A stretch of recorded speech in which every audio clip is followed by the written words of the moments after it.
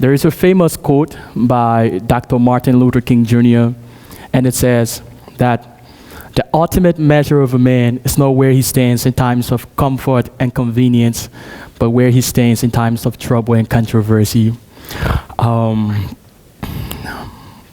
Humble administrators, distinguished faculties, highly esteemed comrades, ladies and gentlemen, I greet you all with love and profound compliments for your effortless support towards India emerging democracy, education, and peace. My name is Abel Learwellie Jr. There are a few things I would like to talk about regarding conflict resolutions and some social issues in West Africa, and how being a voice, being persistent, being vocal, helped me to resolve some of these problems. I am from Liberia, Monrovia. Liberia is a small country located on the west coast of Africa that was funded for the reparation of free slaves from the United States of America. So black people or Africans were taken from the West African region to work on American plantations as slaves. So it came a time where they noticed that these people were actually mixing the color of the white people, giving them mulatto results. And because of that, the white people thought they needed to do something about it, and there were a lot of rebellions held, like the Night Thunder Rebellion, the Kata Rebellion. So how do we get rid of these people? They're messing up our color. So they brought them to a place called Liberia in West Africa, and it's like, we can bring these people there. I think they can make their life on from there. So Liberia is the only country in Africa that was colonized by an American society, not the American government, but an organizations of American officials. You see how ironical it seems. The organization was full of American officials, but Liberia has a history of not being colonized by America, but by an American organization that was fully occupied by presidents, ministers, and other people from the United States. And even our president, Joseph Jenkins Roberts, he was the son of the President of America, Thomas Jefferson. So as Liberia went through this period of crisis, the elites who came from America met another group of people on the ground known as the native Liberians. And it became a problem between the two because they were also mixed. Some of them were white, and the same treatment that were given to them in the US, they also decided to apply those same treatments to black people they met on ground. So they were in power because they were the ones who were educated, and it went up for some time until 1980, when the natives got tired. And then there was a president at that time known as William R. Tolbert, and the natives were like, we need to do something about this. We cannot be in bondage under the same colonial rule. So our president was executed on the 12th of April, 1980 by members of the native community, and they took over. In December 1989, a civil war broke up between the elites from the class which I belong and the natives. It went on for almost 14 years, and there were so many crises, so many atrocities committed, killings, genocides, massacre, that greatly affected my country, that greatly affected my parents, that greatly affected me from the elite class, commonly known as Congo. It caused a lot of traumas, a lot of things I faced. We saw our sisters raped, we saw our mother being killed, and we saw a lot of terrible things happen. But like I said, we cannot hold on to the past. We have to let these things go. So by being vocal, I'm like, how can I be a change? How can I make these things to work? How can I bring back those two communities together? How can we help people who were affected by the war so that we change their way of thinking, and try to help them find a new life? So in 2010, I worked with Camp for Peace Liberia up to 2020, where we helped to rehabilitate those youths who were victimized by the Civil War, those people who had a mentality of we need to fight, or between natives and elites and all of that. So we worked on them, and I was being very, very vocal. We pushed it. We did a lot of publicity. We did a lot of work To change a person's behavior, trust me, is a very, very difficult thing, but we did the work. We put in the work.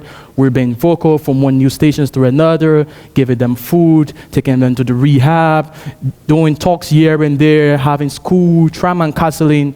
And by God's grace, Liberia right now is stable, is at peace. And those people, though we did not do it with the whole country, but those people that we worked over for the past years, those 200 to 300 people, they have now been rehabilitated and they have a new thinking. So being vocal helped me in that process, being persistent, speaking the truth, because the day we become silent, that's the day our life begins to end. And there's another incident that I also want to explain that has to do with the issue of the female genital mutilation. I'm an advocate, and I usually advocate for children. I usually advocate for people who were bullied. I usually advocate for people who have been affected by racism, people who have been affected by the Civil War and all of that. So there is a thing in Africa known as the female genital mutilation. It's a process wherein the genitals of the females are cut, specifically the clitoris. It takes place in a native school or a bush known as the Sunday Society. So young girls go to these schools. Their parents are not aware, but it's a tradition. It's a very powerful tradition, and most of the people in the governments, they are part of that society. So you cannot do anything to them. So in the summers, like June and July, they come into the neighborhood and take these young girls and take them into the Sunday bush, and they say that they're going to teach them skills of womanhood, give them life skills, how to cook, how to take care of their children. But there is something very dangerous that they do. They carry on the practice of FGM where these young girls get cut. And as a result of it, a lot of them lose blood, a lot of them died, a lot of them have problems giving birth, a lot of them have problems with their husbands because they cannot satisfy them, and it leads to so much problem. So I had an interview with a young girl who was very afraid because they take an oath in the bush that if you say this, you're going to die. And sometimes it works.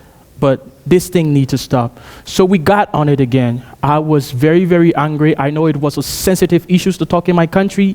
The Constitution does not even plead for you. I don't think if you can go to any lawyer in the country who will be able to stand in court and defend you on that case. It's so sensitive that nobody will ever back you on that. But however, I was not afraid. We took it to the radio. We took it to the streets. We took it to the UN. We took it to women organizations. We took it to charity organizations. We made a lot of noise. We got arrested in the process, but we did not stop. We fought for it. We were on it for days, for weeks, And finally, one day, the Minister of Gender got tired of this nonsense. She's like, this needs to stop. So there was a proposal sent to the Ministry of Internal Affairs. It was signed by the President that the practice of female genital mutilation needs to stop in West Africa. And fortunately for us, in 2018, the Sunday Society still continues, but the practice of female genital mutilation has stopped. So being vocal helped me in the process. Being persistent helped me in the process. Standing for my people. So sometimes I think about it like, why am I doing all of this?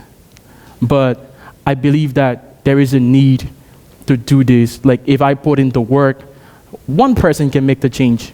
You need only one person to make a change. Just start the work. Just start the work. Be persistent. Like I always said, there's a strategy that the devil uses, and that's persistency. You don't know, but the reason you keep having troubles, even if you keep praying, is because the devil don't give up. He will not give up, and he will never give up. So if you can learn that from the devil, like this guy don't give up, I'm not going to give up. You think the devil is going to give up on you? He's so persistent. He's going to fight you with all he has. And because of that, I will not give up. So I will always talk about these things. I will always say these things. And I have a lot of problems. I have a lot of problems coming from a very traumatized society. It's so unfortunate to say that I see most of these things repeating in here in India where I study. It's so unfortunate that I cannot do anything about it. But this is one of the issues that I want to address. My country, we were being vocal, we were being persistent. But in India, I tried my best, but seems like it doesn't work. I faced a lot of things here. I faced a lot of things. We faced a lot of things. And I would like to share. I'm not saying that everybody's bad, but I'm saying that there are some people who are very bad. I have a personal experience with some of these things. I got I've gotten attacked several times by people who try to attack me. A lot of guys have told me, can I give you money for sex? And I've come on, what's that? What are you saying? So, you know, I'm from a very traumatized society. I fought to make things work. I fought to make it, I fought to make a change, but that's how life is. But however, I believe that there are still people who are fighting for the cause. And if you fight and you believe, it will definitely happen. Thank you very much.